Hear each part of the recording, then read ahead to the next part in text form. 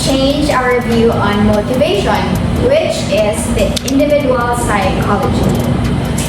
So we choose this individual psychology because unlike other theories that focuses on the backside of the mind, Alfred Adler is all about growth and focuses on our feelings of being not enough.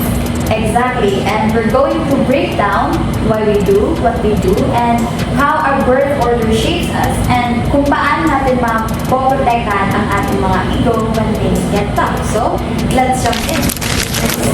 Now, to understand the theory, we need to understand the man. Now, who is the theorist behind the individual psychology?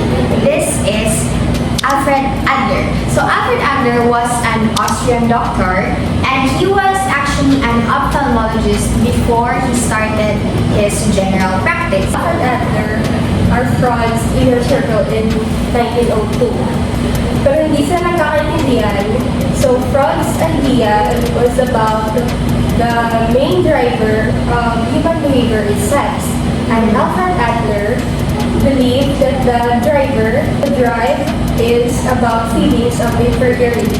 That makes sense actually kasi when you look at his childhood, nagkaroon siya ng near-death experience at the age of 5 with pneumonia and nag-suffer din siya ng rickets. So literally, na-experience niya talaga yung pagiging inferior and yung feeling na mag-strive ka pa to become better. So that is why pala he actually chose to leave Freud's discussion group because mas malaki yung paniniwala niya sa inferiority, how to overcome inferiority compared sa ang main drive talaga ng individual, ng personality is the sex alone. Yes. Tama yun, pero may pagkakaiba yun. Psychologically, unhealthy people are striving for personal success. And usually, they want to be better than others. And healthy people are striving for success to be human. And we also talk about subjective perception, which yung hindi naman talaga yung nagpapakita sa atin yung reality. It's about our fiction or yung mga expectations natin for the future. Like yung fiction talaga natin na pinanihulaan na men are superior than women. Yes, we understand. And explain talaga yun ni Adler sa mga certain behaviors. So that is the core of the individual psychology. So based from Adler's past, his childhood, diba, as you mentioned, na-experience na talaga yung paano maging inferior. So when he made this theory, naming it individual psychology, this is actually because he believed that every person is unique. That is why it is called individual. Okay, so now everyone, we are going to talk about how we apply this to the real world. So talking about the real world, we are talking about the lives, our lives. So Adler, may ginawa siyang concept about the flavor of our life, and he called this the style of our life. This is how we interact, how we tend to move, how we live our life, diba? Style of our life. Actually, Alfred Adler identified 4 personality types. This is based on social interest and activity levels. So, Sophia, which one do you see most often? Definitely the leaning or getting type. Kasi sila talaga yung mga taong sensitive at dependent sa iba, sa mga ginagawa nila. While on the other hand naman yung socially useful type, sila yung mga taong Independent. Yeah, independent. Yung yung confident talaga na gawin yung mga works nila. So sa everyday life, when you usually see people na parang, uy, siya nagagawa niyan. Yes. Talaga, ako aminin ko talaga na leaning or getting type ako. Kasi sabi ko sa dito ko, kaya naman nila yun. So, sa kanila ka naman. Actually, we're different. Kasi ako parang gusto ko na parang, I want to handle everything, you know. So there are really different types of people talaga according to Adler. And we just like notice na we are different. Ikaw, what's your type? Leaning or ano? For me, depende sa situation. Yeah, okay, that's true. Pero, like, what if, wait lang, like, dominant, which is dominant talaga, like, you see, sa self. But like, most of the time talaga, depende. Gusto ko are dependent. Okay. Independent. Independent. Okay, so you like to do things on your own. Parang ayaw mo na. Bakit ako lang yung iiba sa inyo? Okay. Lahat naman tayo may iba't ibang Yes. So now, this Alfred Adler actually made a birth order concept, like the firstborn, the middle child, and the youngest child. So as Adler was actually the middle child, diba? So he experienced talaga, alam niya talaga dynamics ng magiging sibling. So alam niya talaga kung paano mag-work, what happens within a family na may siblings talaga and what their relationships are. And actually, as a middle child, I feel so attached sa theory ni Alfred Adler. Kasi sabi niya, ang mga middle child daw are so competitive and they always want to beat the firstborn. Yes, kasi ganun naman talaga yun eh. Nakikita ko naman sa mga families na parang, yung ate, ito yung magaling, ang galing talaga ng ate. Parang, oh my God, no? Tapos, meanwhile, Yung youngest, ikaw kasi ikaw na lang.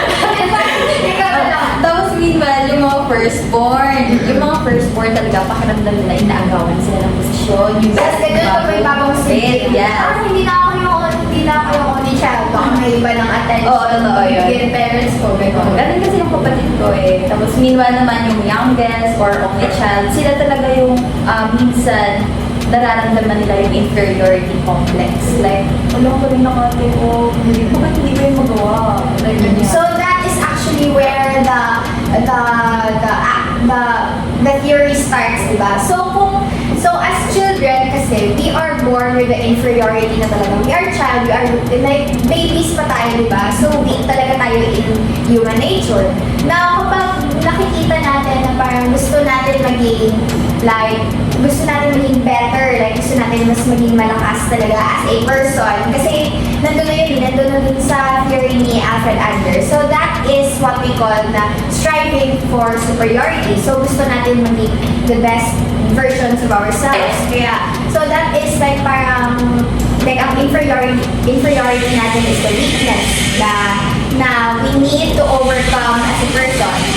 Okay, now, so before we wrap up, there's this one concept na important din about Adler's theory. This is the safeguarding tendencies, which is the defense mechanisms natin. So, what is the defense mechanism? These are our conscious efforts to protect our self-esteem. Ang paborito ko ay mga excuses. Yung oo pero or kung pwede lang. Yung example kung nag-aaral ako ng mabuti, nakapagtasa na ako. Those accusations will lead to aggression na pwede mo i-blame yung sa iba. Actually, we see that a lot, diba, as students.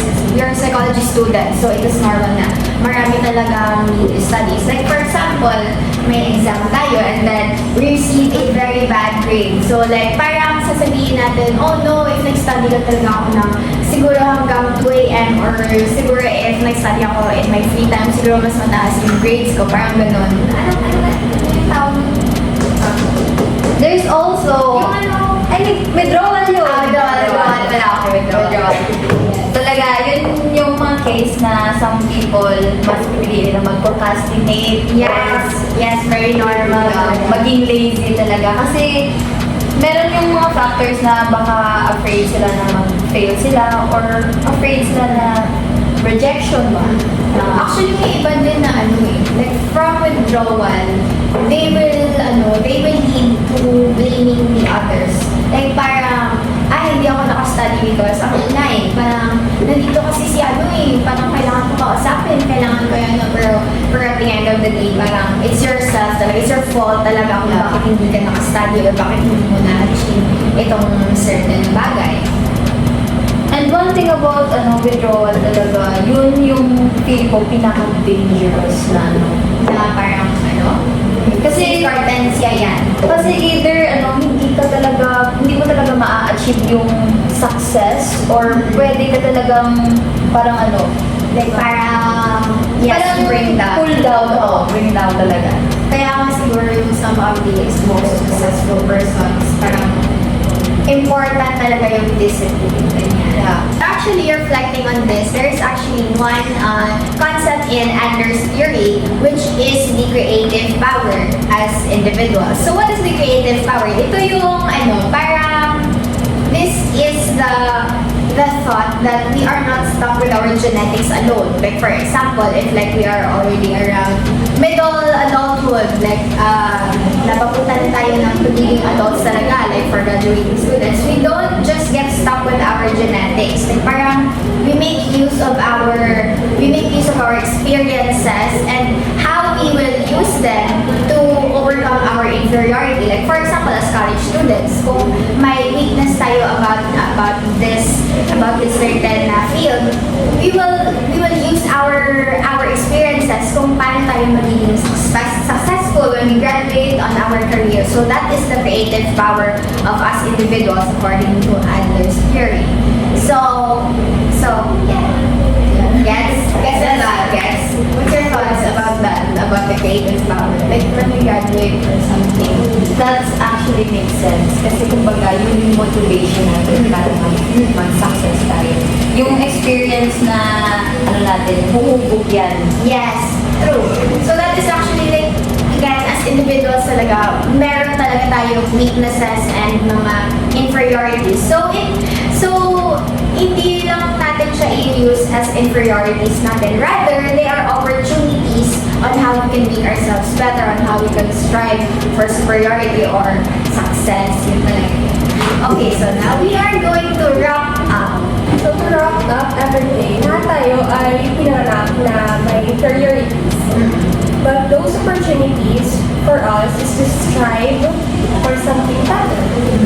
And yung healthiest way natin na gawin is yung social community. Yeah, community. I think, yes. Kasi yun yung yung tinutulungan natin yung iba. At the same time, tinutulungan din natin yung sarili natin na maging better. Actually, may sinabing concept din si Adler na something about the self.